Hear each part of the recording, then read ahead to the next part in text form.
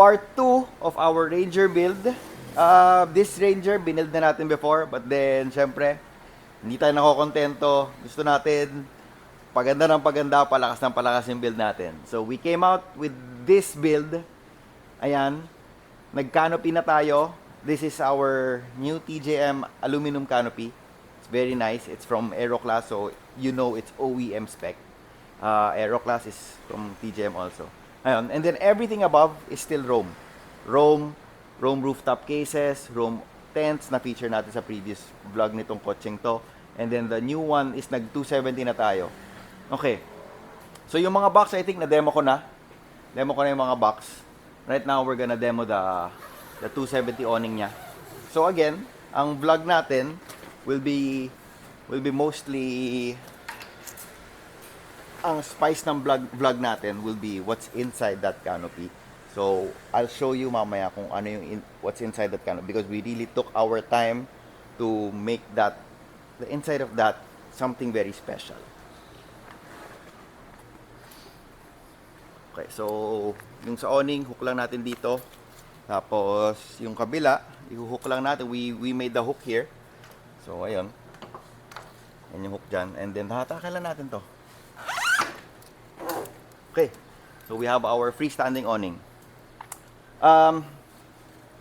So usually yung ganitong setup, kailangan unahin natin ang rooftop tent para ma-setup before tayo mag-setup nitong awning, para may access tayo para ma-setup yung rooftop tent. So since marami tayong gamit, we want to keep it secure inside this bed. One of the features of our TJM alu canopy is that yung lock nito, hindi mo siya mabubuksan.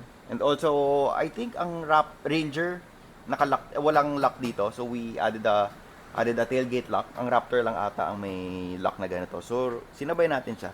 So pag in-unlock mo to, sasabay na to, bubukas na siya. Tapos eto, bubukas na rin. Woo! Ayan ang surprise namin sa inyo.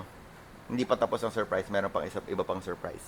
So this is a deck drawer na mostly for outdoors din siya, pero rugged tayo eh. We just wanna throw our stuff inside pag madudumi, and then gusto natin mababasa natin siya. Hindi natin siya inaalagaan with the carpets, yung mga ulam natin pag tumapon. It's safe here.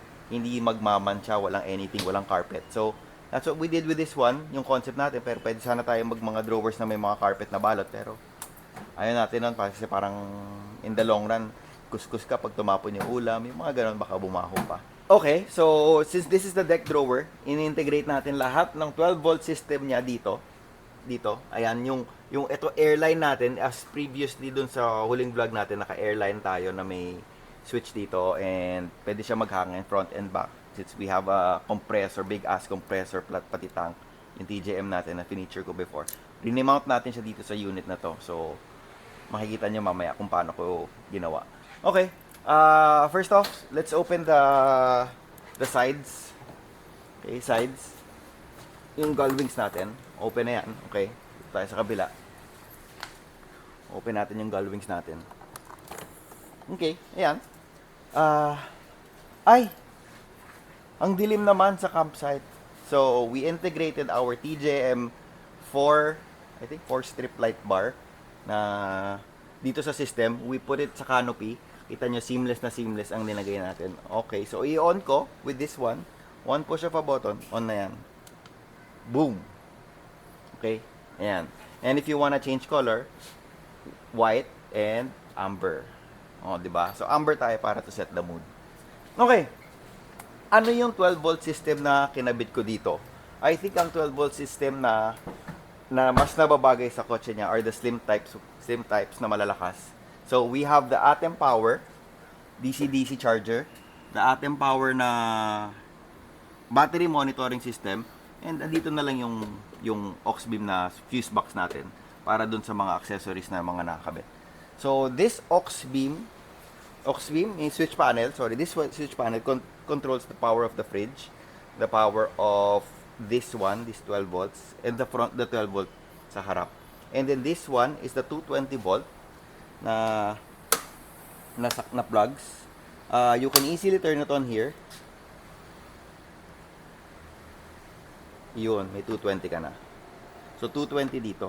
Okay, so dyan lang ba yung saksakan? Oh no, hindi lang dyan ang saksakan. Meron tayong saksakan, pero may ilaw. Meron tayong saksakan na kinabit dito. It's flushly mount. Ayan. So, this is the system, by the way. The system is here. Para yung gamit natin, pwede pa tayo magtapon dito. Hindi natin hinarangan yung hindi natin hinarangan tong opening dito. Kasi nakikita natin ibang set na pagbukas mo nito, andito lahat ng controls. And sayang na yung access point. This is an access point sana for our stuff.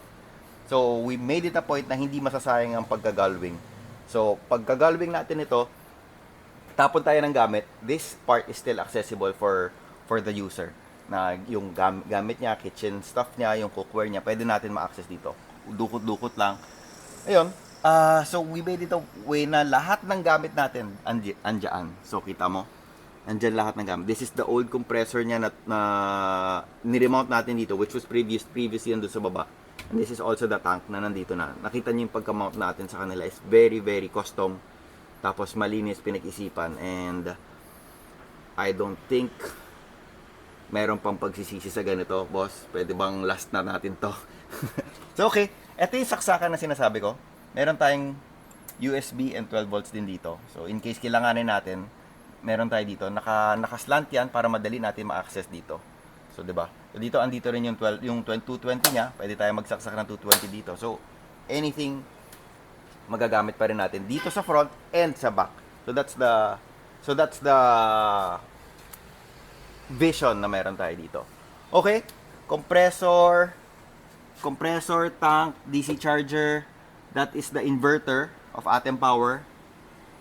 That's a 3,000 watt inverter. And this is our battery na I think 3,500 watt hour or 300 ampere hour. So this is very, very, very, very strong. May dalawang EcoFlow Delta na siya. Yung dalawang EcoFlow Delta na yon, this is still stronger.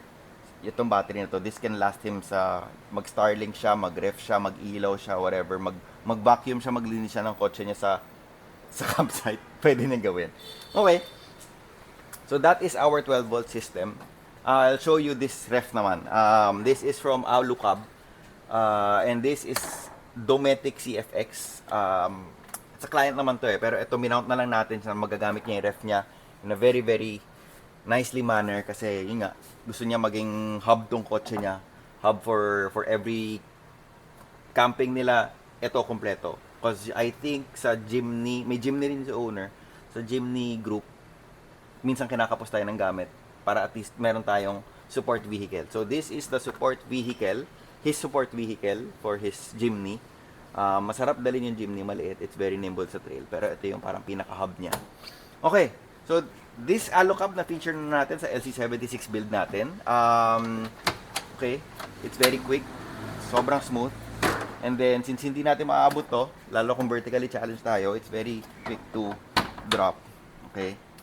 Sabi nila, mabigat daw. Paano to bubuhatin mo from here? No, that's not the way you lift this thing.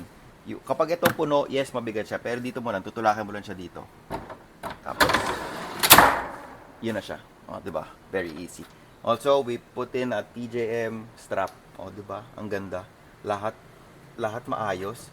Lahat sukat. Lahat pinag-isipan. So, ayun, this ref has been working since natapos natin yung project 4 days ago. So, nag-stress test lang tayo ever since we've been plugging our grinders, everything. Dito na tayo nagpa-plug kasi gusto natin ma-stress test yung system niya na pag dinala niya sa campsite, walang iinit, walang anything, walang mag-ano. So, everything is naka-breaker. Pansin nyo doon, may breaker, may fuse, kompleto yan. So, wala tayong wino-worry sa campsite. Kapag nasa labas tayo, anything that happens, mag-flicker lang yung breaker. So, we're very safe. Okay. So, ayan ang ref natin. O, umuusok. Bang. May ilaw din yung ref na yan ni CFX, ni Dometic. So, this is I think 50 liter fridge. Oh, mga 50. Ayun. Kita nyo, sobrang easy. Tapos, etong deck drawers natin, very quick. Oh. Ang daming gamit na malalagay. Lahat ng lutuan, pwede niya tapon dyan. Camping gear, pwede rin. Lahat ng mga mabilis niya ma-access, pwede niya ilagay dito. So, ayun. Ano lang yun. And then, this one's deck drawer na dito sa side, mas maliit. Oh. Ito, dito ko kinuha yung pantali nitong awning natin para bumatak siya. So, ayun. It's very easy. Tapos, deck also has compartments here. Since may compartment dito on deck. May compartment dito on deck. Ayan, magagamit naman natin to. So, ayun, dito tayo sa side. This side is the access for the battery. Again, hindi natin inisip na takpan to kasi we want to be able to access the battery quickly. So, yung battery naman natin, may mga 12-volt USB na rin dito. So, left and right, pwede tayo mag-set ng clamp. Meron tayong sasaksakan ng mga gamit, ganon. Okay, nakita niyo yung fridge natin. Gumawa tayo ng sarili niyang linya. Nakatago na yan. Naka-Andersons na yan. Kasi ang 12-volt ng fridge na sinasaksak sa mga ganito, mass per experience, minsan lumuluwag. So, nagiinit yung plug. So, we converted it into Andersons para naka-Andersons lahat. Like this one, this is a 175 amps Anderson plug. Ito lang yung nakakonect dito. Para ang battery natin can be serviceable. So, any case na hindi natin alam, ang battery naman, minsan, nasasagad. So, pwede natin i-service yung battery anytime. Naka-brackets lang to, very quick release. Also, this panel, lahat to is serviceable. Mabilis, front panel lang to. Pag ito tinanggal, makikita na natin yung bituka sa loob. I think, if you're following our Dub Shop page, pinapost ko yung build progress nito na kung paano natin siya wire sa loob. Andun lahat ng wiring niya sa loob, so nakatago siya. So, madali mag-service. Anytime, buksan lang natin to with the couple of Allen bolts. Ayun. Also, since andyan yung compressor natin, may air, so, electric line, air line, nandito na lahat. Andito na lahat nakatago. Okay? As per our previous video, ganito lang to. So, sumabay yung ilaw natin. Dito ka. Sumabay yung ilaw natin. Pag in-on ko yung ilaw ng canopy, on na rin yan. Tapos ito, ayan yung compressor natin. It's filling up very quickly. Very quickly. So, may panghangin na tayo ng gulong. Agad-agad. Yung airline points natin, yung coupling points natin is still here. Sa ilalim. Naglagay tayo dito sa ilalim.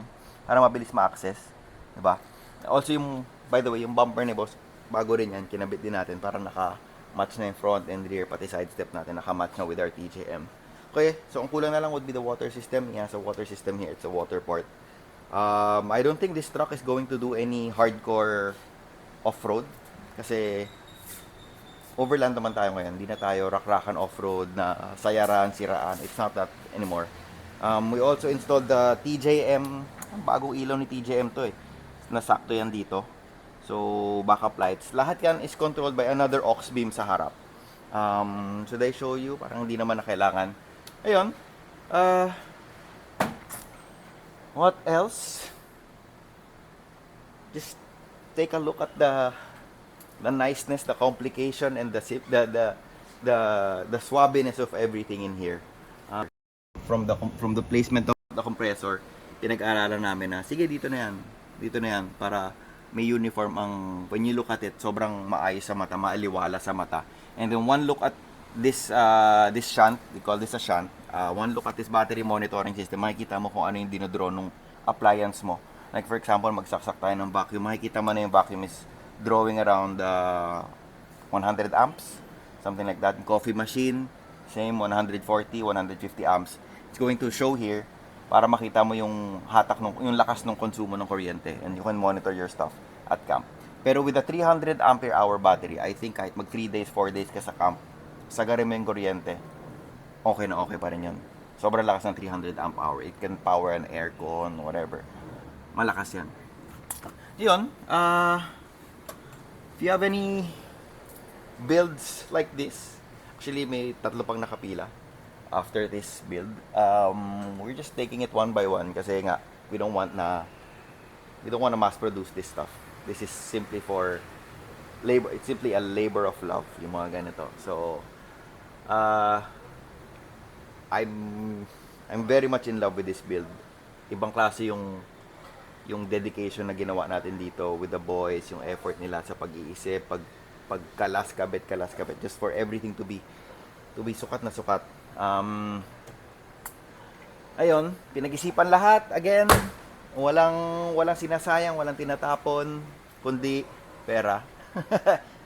Sinasayang meaning sinasayang na mga pyesa na tapon na lang yung pyesa. Hindi, nagre-recycle din tayo ng pyesa, like that crossbar na kinakapitan roof nitong awning natin is also mountain top kasi yan yung galing dun sa roller lid natin na mountain top na by the way is also for sale if you want mountain top na roller lid. Those are priced at 80,000 pero may discount daw sabi ni Bossing since ginamit na daw niya for less than a year. Ayun. You be the judge. Let me know kung kamusta yung gawa namin. Malinis ba? Madumi ba? Are there any more ways on how to improve our build? Let us know kung meron pa kaming pwedeng i-improve. Basta, for us, sobrang dali gamitin. Magka-cam ka, pindot-pindot dito, kompleto ka na, may ilaw, everything. Yan, walang nakaharang. Yes, I think if may mako-comment kayo, wala na daw siya makikita sa likod. Totoo naman, okay lang naman wala makita sa likod. Magka-camera na lang daw tayo na nakalagay sa rear view. But I think si Ranger naman may 360 camera, so I don't think kailangan pa yun. Ayun, that's it for this build. I wish I can show you more projects like this because it's very interesting to have projects like this na yung customer understands what we are really capable of and what we really want for their vehicle and what they want for their vehicle as well. So, ayun. Sana may sumunod na mabudol pa after the 3 na para tuloy-tuloy lang yung showcase natin ganito. Pwede ba gayahin? Paalam natin kay owner kung pwede gayahin kasi gusto niya. Siyempre tayo lang. Okay, pwede naman tayo mag-conceptualize ng ibang builds in the future. Okay, so that's it. Like our page, follow, subscribe, whatever, yung mga ganon. Support naman. Thank you.